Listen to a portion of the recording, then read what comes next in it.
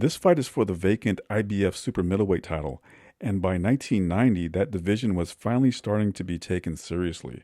On one side stood Frank Tate, the oddsmakers 4-1 favorite, and for good reason. He was an Olympic gold medalist from the famed '84 U.S. team and was once pegged as the heir apparent to Marvin Hagler's middleweight throne. He even had a world title around his waist before Michael Nunn's blinding hand speed stripped him of his belt. That loss, Tate said it was the brutal weight cut that did him in, has now left him in rebuild mode. Now, a year and a half removed, he has moved up in weight and aiming to become champion again. He was a product of Detroit's Kronk Gym, but he was an oddity in that he eventually split with Emmanuel Stewart before turning pro, and he turned pro out of Houston. Tate was a classic boxer-puncher, sharp, disciplined, textbook, no flash, no gimmicks, just clean technique and fundamentals. He wasn't the kind of fighter who made highlight reels, but he was the kind who racked up wins. Across from him was Lindell Holmes, who at 33 years old had a name you read in the rankings of the boxing magazines, but rarely saw under the bright lights. He had very little TV exposure. He'd spent years hovering just outside the spotlight, the perennial next in line who never got the call. Holmes had been the top contender for the WBC middleweight title during the reigns of Iran Barkley and Roberto Duran, only to be bypassed every time. His whole career was a string of near misses. And he wasn't some club fighter. He had pedigree. 8 Ohio Golden Gloves titles, a spot in the 1976 Olympic trials, where he ran into Michael Spinks in the finals and came up short. Like Tate, he'd done his time at the Kronk, learning to survive in a gym where survival was its own badge of honor. Now here he was guided by Bill Miller, the same man who trained James Toney. So we have two fighters from the same factory, molded by the same system, but each with completely different fighting styles. I should give a forewarning that this is a tactical bout, especially in the early going. But it's interesting in that it's a fight between an overlooked contender who finally catches a break and a once promising Olympian. Two careers that intersect when the super middleweight division was just starting to matter. 6 inches to 72. We're underway, round one. Tim Brandt and Gil Clancy at the Municipal Auditorium in New Orleans, Louisiana, half mile from the old Mississippi River and just down the road from the Superdome. Holmes in the white trunks. Tate in the blue and gold, striped.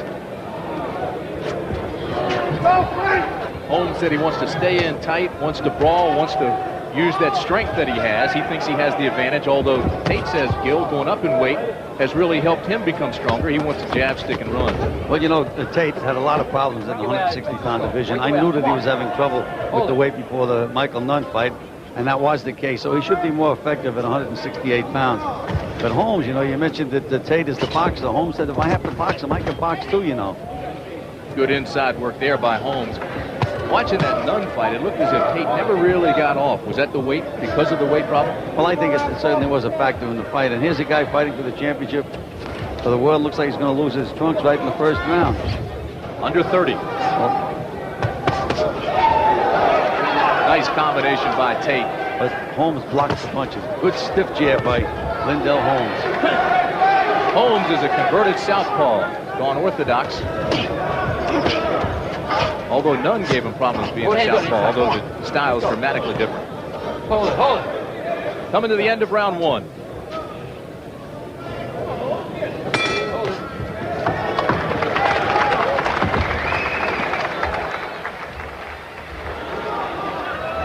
All right. Lindell Holmes and Frank Tate. Holmes in the white.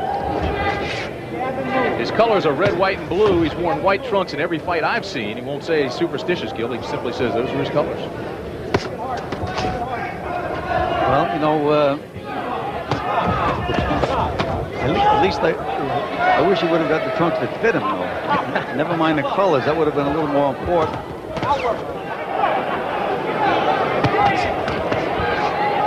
Good right hand by Holmes. Backs up Tate into the corner, and that's where Holmes will go to work.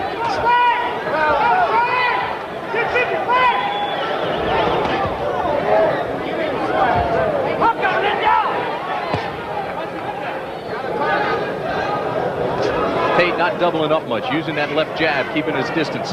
Well, not only that, he's trying to punch him back up at the same time, and you can't do that, Sam. Holmes continues to bore on. Hey, hold it, hold it. Let's get up. Come on, break. Big, strong puncher. We told you 35 knockouts. Big, strong left. Depends on that left quite a bit.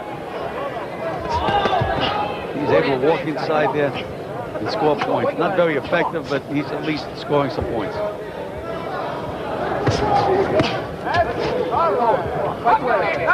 Looks as if Tate is trying to load up the right. He hadn't been very effective.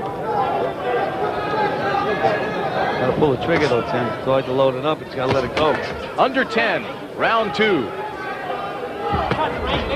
Municipal Auditorium in New Orleans. Hold it, hold it. Start punching and moving. Relax. There's no big rush. Working them jabs. Key word from Tate's corner, relax. Right now he looks very rusty, and Holmes not that sharp either, but at least he's reacted better, I think, here thus far, Gil. He certainly has. You mentioned it. Oh, good low blow by Lindell Holmes. Holmes gets a warning. They'll bring him back together. Referee today, Lucien Jobert. Judges, Peter Geruso, Frank Garza, and Ronnie Ralston. Scheduled for 12. Holmes has been the aggressor. Tate, looking very tentative, has not really done much. That's the word, tentative and defensive. That's the first time he really whipped that right hand.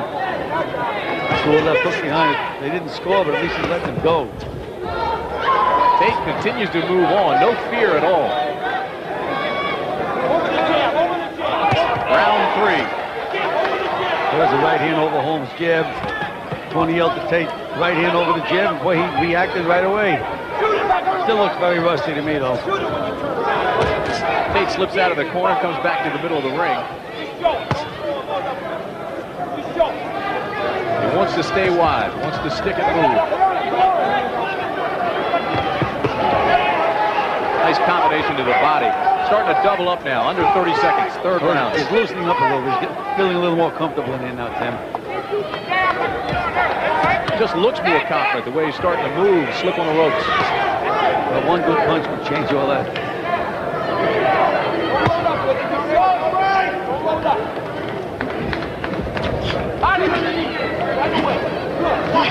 Tight again, Holmes. Come on. Hold it. Doing a little work in there. Working that body. Round 3. All set for round 4 in New Orleans. Tate on the left of the screen, Holmes on the right. Super Middleweight Championship, the IBF. Look at Renee Holmes, the wife of Lindell Holmes. Had a nice chat with her last night. She says she loves to come to these fight skills, enjoys boxing, loves to see the more blood, the better, she said. Pattern developing other than the fighter starting to loosen up and throw off some of the rust. Well, it seemed that some of the rust came off Tate in the last round, and Holmes wasn't as bad, but he's back walking in again. Now here comes Tate back nailing him. Round 4. Tate inside doing some handiwork. Holmes was telling us last night that he feels very confident in the fact he's much stronger than Tate. He weighed in at 168, right on the button. Not an ounce more, not an ounce less. Tate came in at 166. This is going to be a tough fight for your judges because Tate's punches are wide. You can see them there, the showier punches, but Holmes is landing the more effective blows with his short little punches inside. You have to really watch the fight, though. I hope the judges are watching. Holmes gets tight, starts low, works his way up. See the time remaining. Round 4. Good right hand by Holmes, follows with a left. All those short little punches. Again, Tate throws wide, long punches. Not effective. There's those pigs inside again by Lindell Holmes. The end of round 4. There's very little effective punching by either fighter, but that one flurry by Holmes gave him a round as far as I was concerned. Round 5, Holmes still the aggressor. This is your first fight you've worked since working with Cooney. You had to mention that, right, Tim? Why not? Well, anyhow, believe me, it was a pleasure working, training Jerry Cooney. He was in excellent condition for his fight, but we didn't get the results. Easier on the microphone than it is in the corner, isn't it? Absolutely. Now you notice again, here's Holmes landing those short punches inside. They're not the big showy punches that everybody can see. Holmes starting to drop his hands just slightly. It's Tate's corner yelling to go up top. Again. Not the time to be congenial. Under a minute 30. Round 5. Tate just looks very, very rusty to me. We're scheduled for 12, and you thought this would go the distance since both have had that long layoff. Both guys are experienced fighters. But again, we mentioned, you know, when you've been out of that ring a while, you don't know how you're going to react when you get nailed with that first good punch. Hard to tell which one was the favorite by looking at what's taken place the first 5 rounds, under a minute. Holmes has definitely been the aggressor. Good short left hook by Lindell Holmes again inside. Tate just doesn't seem to have anything in his arsenal. You know what, Gil? Holmes is starting to look much more sharp, too, with his punches.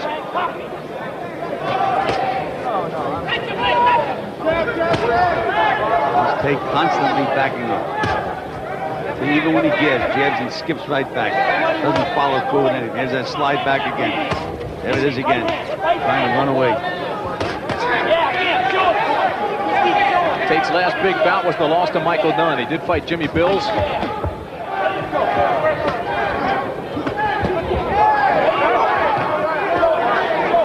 Left hand again by Holmes connects. Tate carrying his right hand dangerously low as Holmes comes in with a big right hand.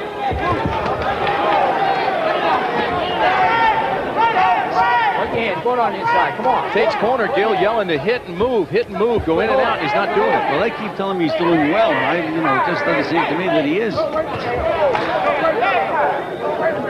little bit of blood coming from the mouth now of Tate. You know, when he jabs, he's trying to pull away at the same time. You can't do both at the same time.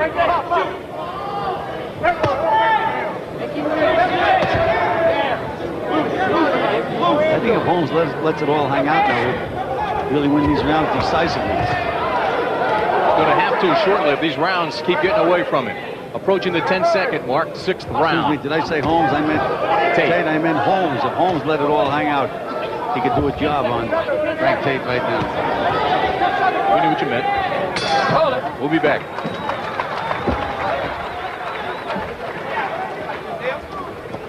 Much better.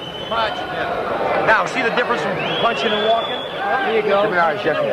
Jesse, give me an eyes. Pete, hand me that towel. Give me an eyes, Jesse. Jesse, give him some mic. Come on, these eyes. On his belly. All right, that's much better. See the difference? You don't need to force anything, all right? You don't need to force anything. Grace. But you'll see because he's flashy, you know. Let's get mean out You hear me, there. Lynn? Yeah. Let's go now. Let's get mean. We can't keep these rounds this close. You're all doing good. Got there, get Just don't hold on the inside. You're all doing good. We can't keep these rounds this close. We got to have it. All right, let's get mean out there. All right, seconds out. Let's go.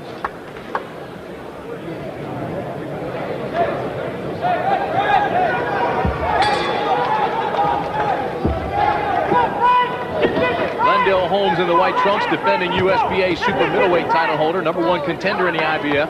Lost a very controversial title bout to Chung Pao Park in Korea for the IBF championship. Well, if that was a split decision in Korea, you can guarantee that Holmes won the fight. They have a bad reputation over there. The hometown guys getting all the best of it. Well, the American judge had him up by 6 points. The 2 Korean judges had him down 2-1. And in Holmes' corner, they told him, let it all hang out. Let's not make this thing close. There's a Good right hand by there's the Tate. first right hand that he threw over the top, but he has to follow it up. How do you have it scored after 6? Oh, I have Holmes comfortably ahead, but the rounds are very, very close.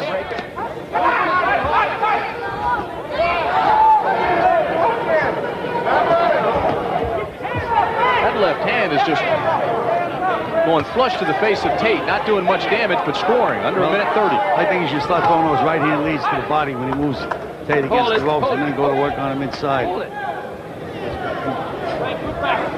He has to create the action.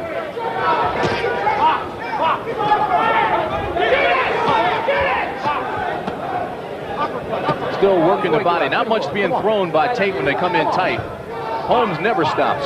And there isn't much being thrown by Tate on the outside either.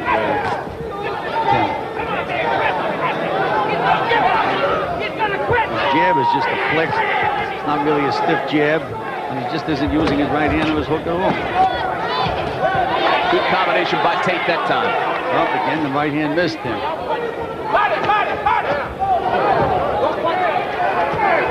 Strong left hand by Holmes. Then comes right over hand. top with a right. And Tate says, no, you didn't hurt me, but he sure did hit him. You know, I don't think Tate has any Latin blood in him, but that's an old Latin fighter trick. When they hit a good punch, they used to smile at the other guy. Tate is starting to fight Holmes' fight, though. He's standing close with him. He has to do something, in my opinion. Come on, right on the inside. Come on. Good hold. Let's go. 15 seconds. Step. 15 seconds. He'll break him as we hit the 10-second mark, round 7.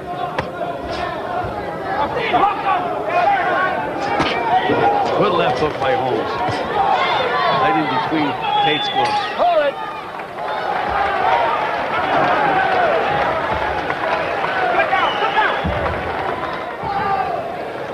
We work too hard. Let's get it. 25-year-old Frank Tate is corner telling him, pop, move, don't wrestle with him.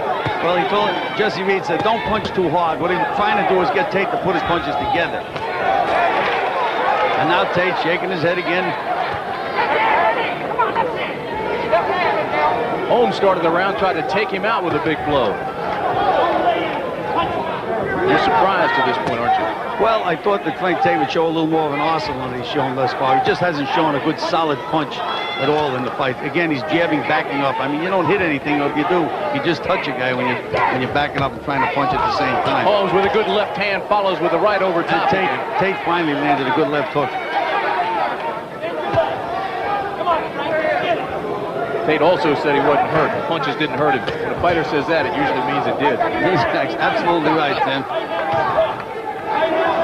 Well, Tate is he's starting to settle down a little bit now. Maybe get a little more punching power.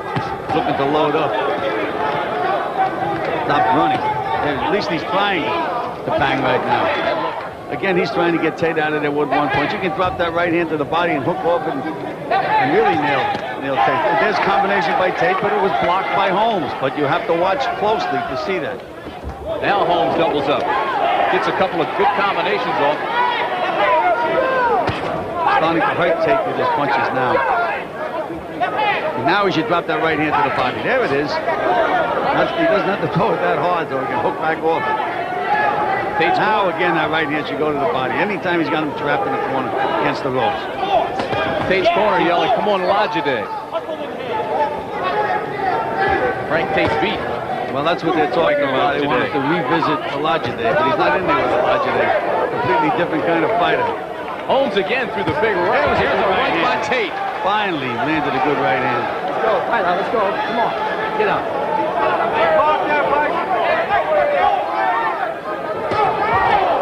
October 10th, 1987. Tate outpointed Michael Lajide in 15 rounds to take the IBF middleweight crown. Under 10, round 8.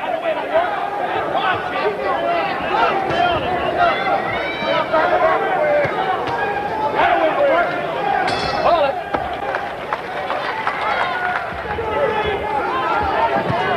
Round 10, new life for Frank Tate. Bounced on his toes last round, stuck, moved, used the ropes better. And I'll tell you, the reason that fighters train, Tim, is so that they get that second win. Holmes really slowed down immeasurably last round. He's going to have to get a second win, or Frank Tate's going to take this fight over. Tate came out of his corner a different fighter, has a whole different look on his face. Well, he's setting himself a little bit more. He's fighting a little more flat-footed. That means he can punch a little harder.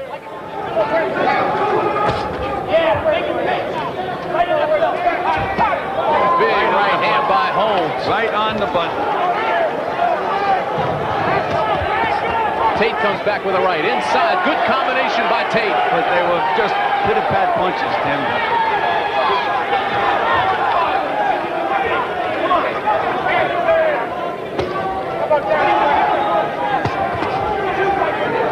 Halfway through round 10. Good left hand. Big left hook, and again, Tate says you didn't hurt me. But he's holding, you notice that. Break. Come on, break. Tate's corner yells, "Don't hold, son, punch." Easy for them to say. I've done that many a time myself. You're right about that. Keep in mind, referee does not figure in the scoring. All done by the 3 ringside judges. Under 30 seconds to go, round 10.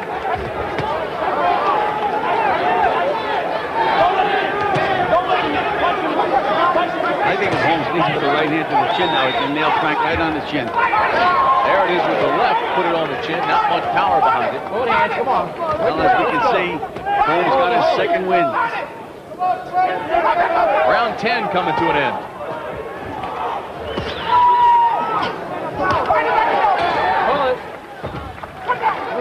In April. Get that bucket out of the ring. Get that bucket out of the ring. Round 11. IBF Super Middleweight Championship from New Orleans. And Tate is supposed to be the guy with the jab, and Holmes is out jabbing Tate right now, landing the solid punches again. Good left hand by Holmes on the ropes. Got us sprayed down here.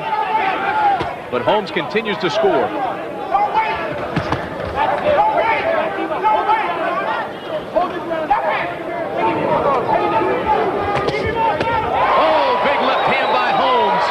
Again, Tate says it didn't hurt him. You know it did. But it was the hardest punch of the fight, Tim. And again, Tate's talking to him. He shouldn't pay any attention to that at all. Just keep busy doing what he was doing. Tate gives him a big smile. Holmes doesn't smile at all. He just keeps coming. But we know that Tate can take his best punch now. Couldn't have got hit harder than that.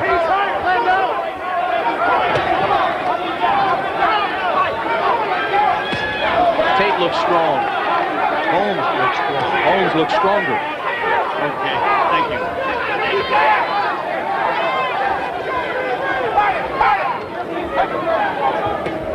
Round 11 coming to an end. Pushed by Holmes.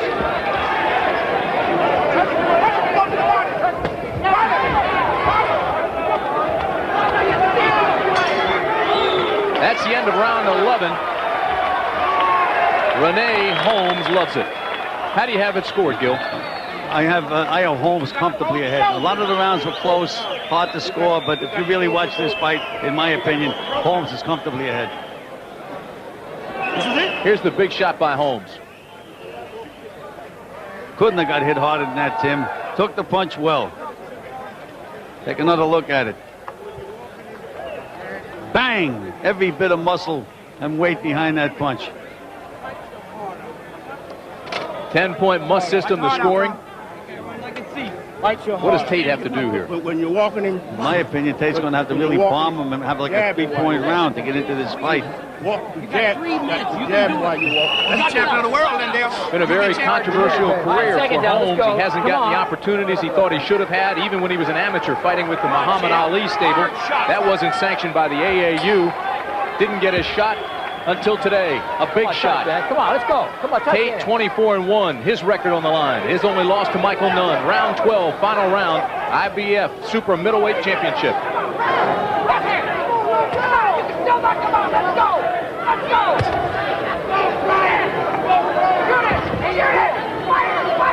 Tate, every time Tate punches, he's moving back. The punches do not have any effect on Lindell Holmes. He landed one right hand one solid punch that I know in the entire fight.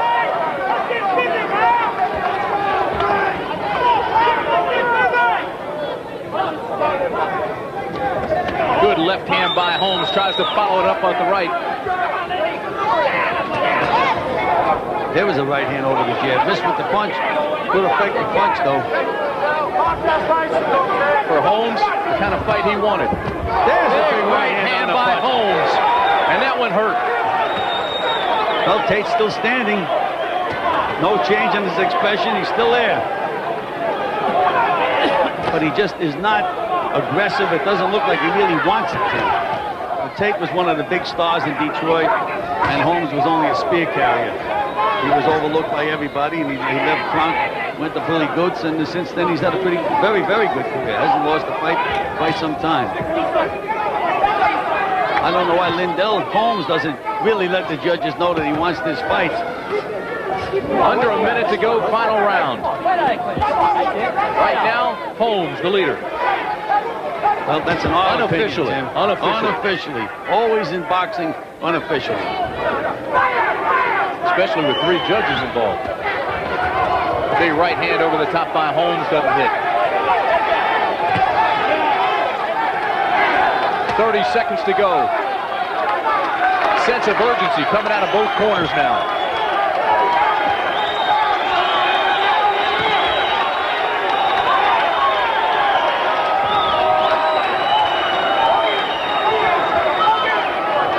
I don't know, Tate must have thought he won this fight.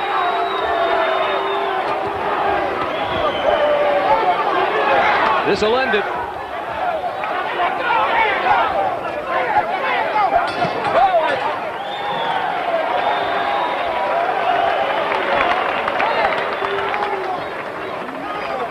Scores the fight 116 to 112. Judge number 2 scores the fight 119 to 112. Judge number 3 scores the fight 114 to 114 for the winner, Lindell Holmes. Holmes finally had his moment in the sun, and for a while he made it count. He defended the belt 3 times, a belated payoff for all those years waiting on the sideline. But like so many late bloomers, the window closed fast. In Italy, Darren Van Horn took his title, and Holmes' career wound down soon after, ending with back-to-back stoppage losses. Frank Tate's story was different, but no less bittersweet. He moved up again, testing the waters at light heavyweight. The hands were still quick, the technique still polished, but the magic of his early middleweight reign never quite returned. Virgil Hill was his ceiling, beating Tate not once but twice on points. And with that, the Olympian's hopes of another world title quietly slipped away. Still, you can't file Tate under disappointment. He was too good for that. His career may not have lived up to the hype that once compared him to Hagler, but for those who watch closely, he was one of the middleweight division's underrated craftsmen of the post-Hagler era. I do mention him in the Boxing's Most Underrated video I did a short time back, and I'll leave a link to that video if you haven't seen it yet. Thanks for watching.